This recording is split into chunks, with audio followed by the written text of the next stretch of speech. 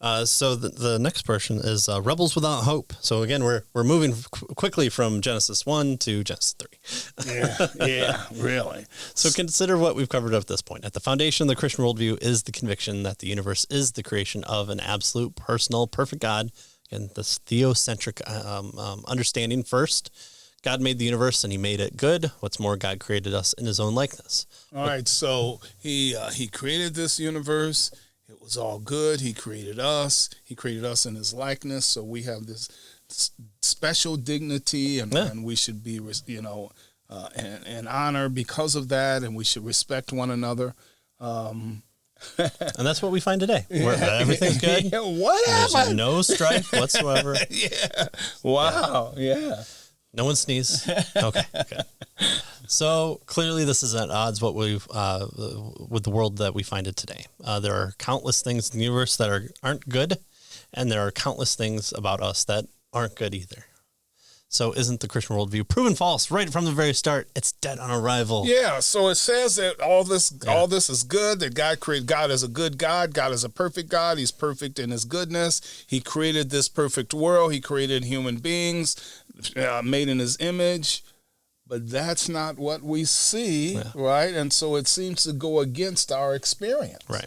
And so that's why he's suggesting, is it dead on arrival, right? As long as you don't turn the page. That's right. So flip the page over and you see. Okay. So there's more to the story. Right. Okay. Right. All right. So for Christianity affirms not only the doctrine of creation, but doctrine of the fall. Both of these need to be affirmed together in order to make sense of the world as we know it today. Again, we look at the chapter 1 where it talks about the ability to know truth, and then chapter 2, worldviews need to be able to talk about certain things. So not just what the world came into being and was like, but how to explain the things that we are currently today experiencing. Is there explanatory power outside of its own self? Can it explain things about the outside world and what it's like? Even if the idea is there's no outside world, you're just experiencing lines of code.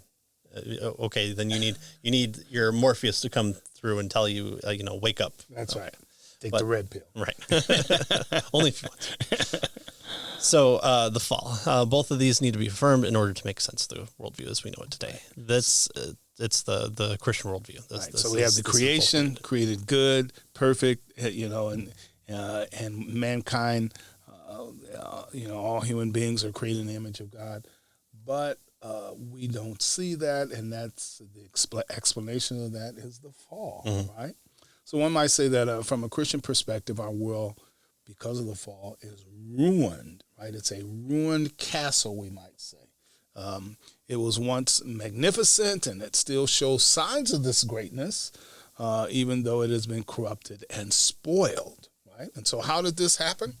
Well, the short answer is, Anderson tells us, it's our fault, right? According to the Bible, the world is in the state it's in because we have messed it up.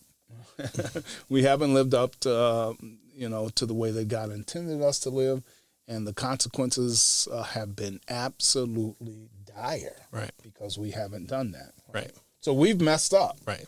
We were printing money that we didn't have in our checking account, and we messed up. So it's only our parents' fault. That's it. So Adam and Eve, the first human couple, were created to live in perfect, loving fellowship with God and with each other. In order to do so, they had to observe the laws laid down by the Creator. One law. That's right. One law. Yeah. But also, I understand, I would have broken it as well. Yeah. So laws that acknowledge their but proper still, it place. was just one. I mean, be fruitful and multiply. That's easy. Yeah, I don't have a choice. Dominate the land and take it outward perspective until the land be good purveyors. Sure, okay. Just don't eat from this one. That's right. The one negative law there. Right. And it's something that I think God would have given because he looked on all creation and saw that it was good. Yeah. So it's not like the tree was an evil tree. It was just the law he told them to not eat from it. Yeah. So the law that acknowledges their proper place in the world and the distinction between good and evil, between godliness and ungodliness, is this basic duty that they failed. While they had the capacity to obey God's law, they also had the capacity to disobey. That is to say, they had the freedom to choose between good and evil. And again, we can only go based on what the Bible reveals to us on what that nature is. And so we can speculate on different, word choices there and different amounts of ability to choose. But ultimately, the Christian worldview says we have the ability. They had the ability to choose, and they chose incorrectly. And for reasons we may never understand, they choose to go their own way rather than follow the way of blessings set out for them. They committed high treason against the king. Yeah. So again, using this motif of the Lord going against the Lord would be this type of treason. Yeah, and it's kind of interesting how he puts it here. They chose rather to follow their own way, right? To go their own way, right? And that's the essence of how the situation got messed up. Right? Mm-hmm. Instead of obeying God's way and doing what the Creator said was the best, they chose to go their own way, right, and make that decision themselves. Right. Again, which talks to the worldview. It's a theocentric, a God-centered idea of creation, of man, of the universe, of heaven, of earth, and they go against that order. They go against the naturally created order. So this isn't something that you did a naughty thing, here's the thing. They completely upended the naturally created order that God has laid out to them. Yeah.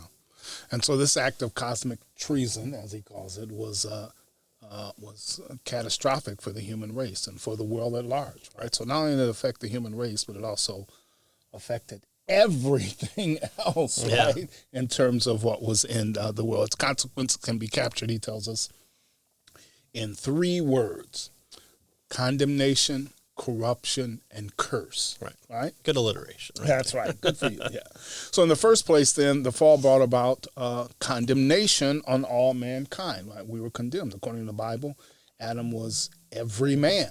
Right? He represented the entire human race, such that when he rebelled against God, it wasn't just one man's rebellion, it was mankind's rebellion, right?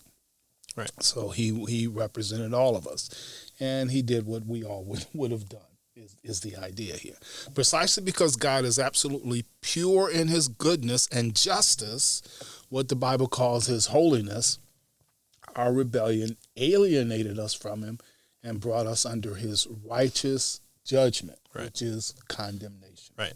And so you have to have this idea, even with other types of religion that have other deities, is you have to kind of have this idea of, okay, something went wrong. It needs to explain what went wrongness or what has always been wrong. Yeah. Right. Yeah. But also there has to be an understanding of, if your God is just or good, as you claim, then how can he let you back into his presence? And so that's I think a problem that the Islamic version of God has, is there's no redemption there. It's just you did the thing and now you're made. You're good.